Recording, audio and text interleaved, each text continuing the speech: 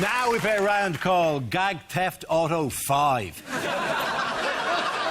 This game involves Romesh and Gary, so if you could make your way to the performance area, please. This round is a stand-up challenge. I launch a wheel of news, and whoever chooses to stop, one of our performers will step forward and talk about that subject. The winner is whoever I think is the funnier. OK, here we go. Let's spin the wheel. The first subject is education. Who wants to come in that? Romesh. I used to be a teacher, actually. I was a maths teacher. I wasn't a very good one. But as I found out, it doesn't actually matter. You can get away with it for quite a while. But the problem is, you Ofsted come in, you've got an Ofsted inspector in the back of your class. I've got to make sure I'm doing my job properly. Yeah? Got learning outcomes up on the board, Pythagoras and trigonometry flying all over the shop, knocking it out of the park. Kid in the front row's got a question, I'm straight in there. Yes, Timothy? How can I help you? And then he'd go, why are you being weird? Right. So then I've got to convey to Timothy, without the inspector realising, that I am going to bloody end him, right? Because of political correctness, all textbooks have got to be multicultural nowadays, which means that every single question in every single maths book has got to have a white kid and a black kid in it. Or a white kid and an Asian kid in it. Now, I don't know about you, but I wouldn't have wanted to hang out with a kid of another colour. If every time I met up with him, he wanted to do bloody maths. I don't... The questions you get in these textbooks are amazing. You get questions like, Philip thinks that the answer is 8. Dilip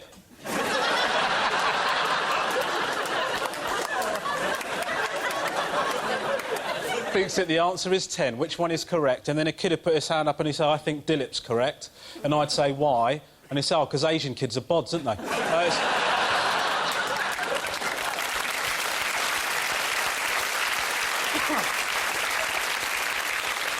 We had uniform at the school. I agree with uniform. The problem is they're very strict about it. We had a sixth form. Talking to sixth form lads about what they're wearing, absolutely not a problem. Got no issue with that.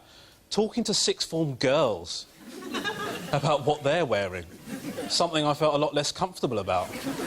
But what I actually found was if I just looked at them for long enough, they soon covered themselves up.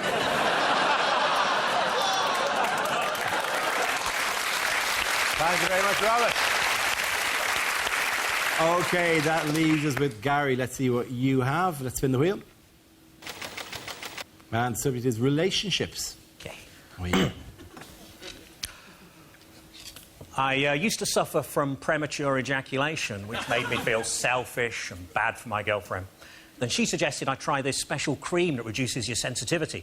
And it really worked, because now I don't give a shit about her.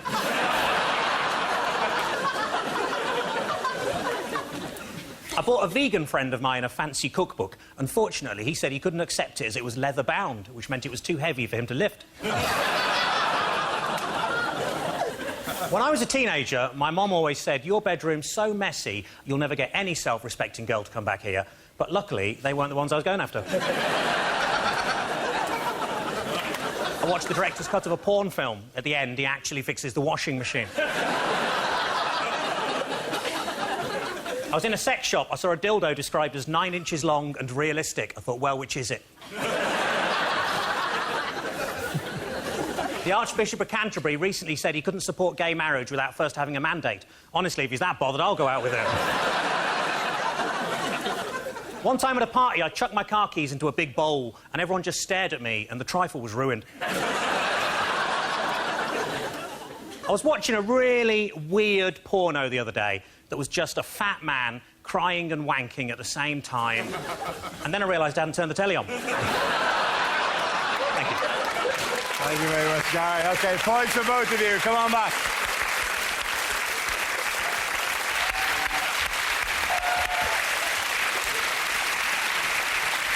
Now we come to scenes we'd like to see. So if everyone can make their way over to the performance area, please. I'll read out this week's topics and then we'll see what our panellists can come up with.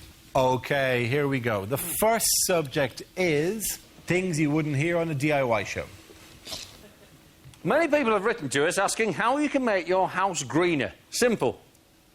Paint it green. And there it is, a perfect patio, and the police won't suspect a thing. No, don't bother putting the kettle on there. We'll crack on with the work straight away. The walls are plastered, and I'm a little bit shit-faced too, to be honest.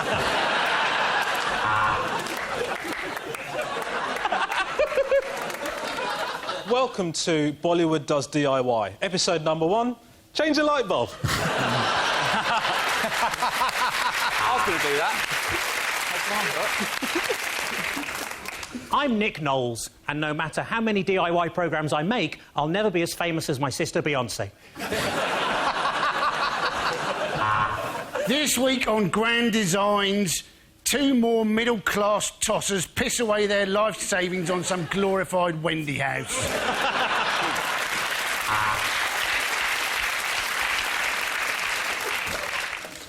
After 3 hours of sawing, 6 hours of hammering and sanding all day, it's done. Finally, your neighbours have moved out. So for the best finish, rub vigorously up and down with a piece of sandpaper, but be warned, you may get a very sore penis.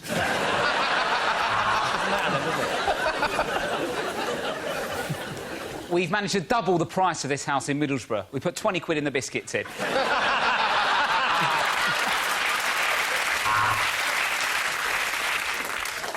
Jen's parents really helped us out with the budget on this project by dying.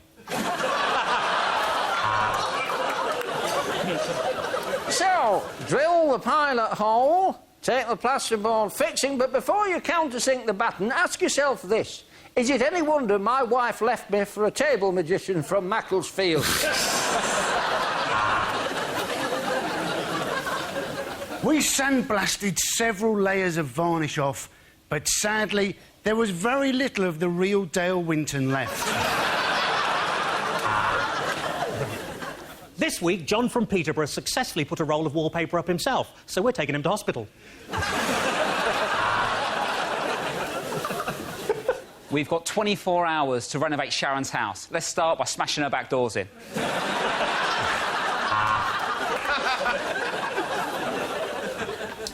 Sarah Beanie has helped Andy convert his semi into a full boner.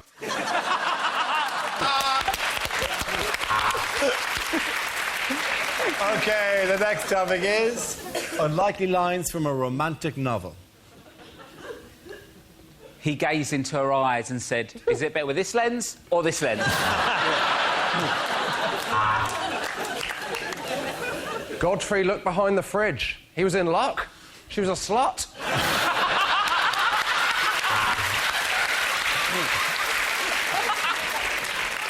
Will you make me the happiest man on earth? Will you marry me?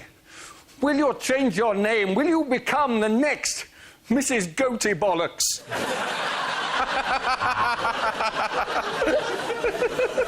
Yes, the Earth did move for me. I think they must have started fracking.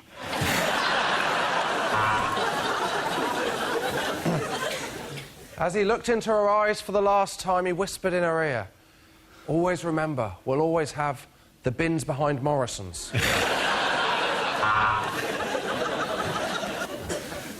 Romeo, 5-5, Alpha Zulu Tango, Grey Skoda Octavia, last seen heading towards M6. I've been looking for you my whole life. iPhone maps are crap. He made love to her like no man had ever done before. It was so intense, she dropped her chips.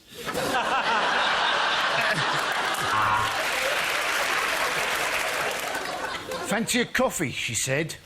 He realised his luck was in and started taking his clothes off, at which point he got kicked out of Starbucks. They skipped hand in hand through the wood. Oh, look, he said, a yew tree. How appropriate.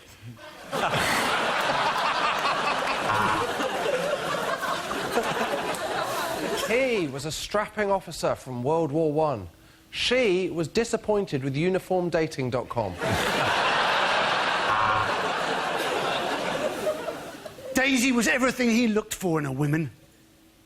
Pissed with low self-esteem.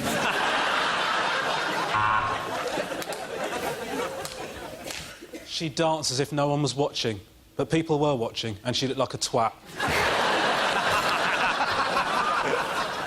At last, I have found you. I have found you. Is it really you? Are you Wally?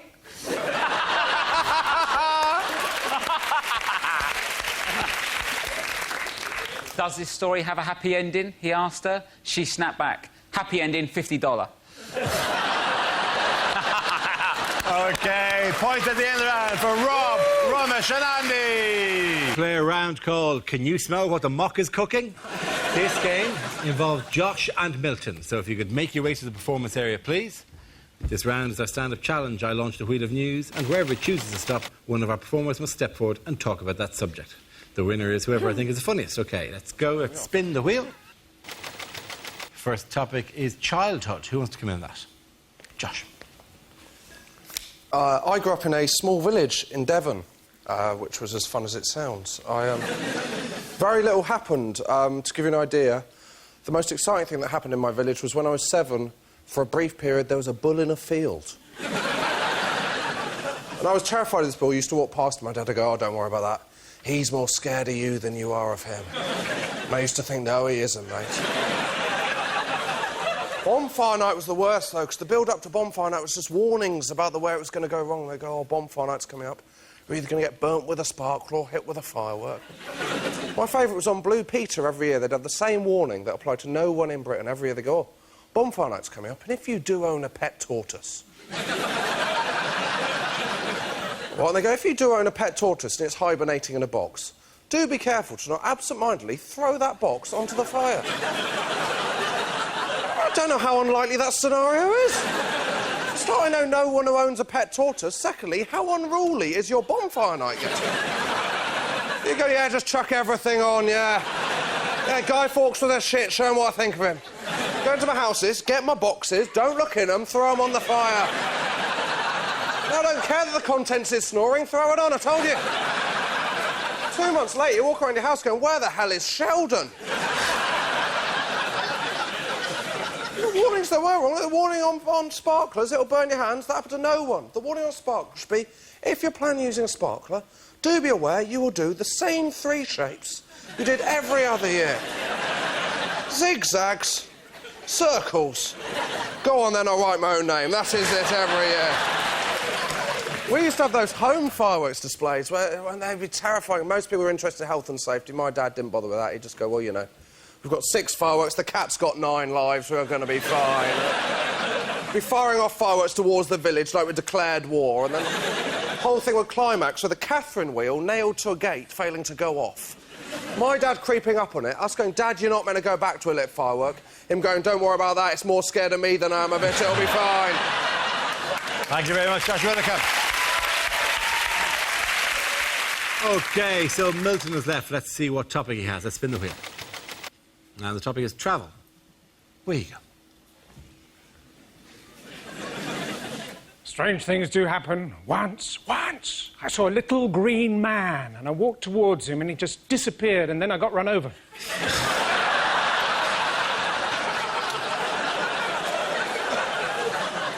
Kuala Lumpur, that was a bit of a disappointment. I always thought it was a bear crossed with an Oompa Loompa. You know, clingy, but quite hard-working. I was in France recently. I saw this little old lady knitting in the town square. I said, voulez-vous crochet avec moi? She took it all the wrong way. What with the financial situation, I'm not sure Ireland's going to stay afloat. Cork, maybe. 11 days it takes to walk to Torquay holding the hand of a 7-year-old. Well, that's what I thought. It was his birthday treat, but turns out he actually wanted a walkie-talkie. I'm very English, really. I even ordered a book on the internet, How to Have Absolutely Nothing to Do with Your Neighbours. Unfortunately, I was out when it was delivered.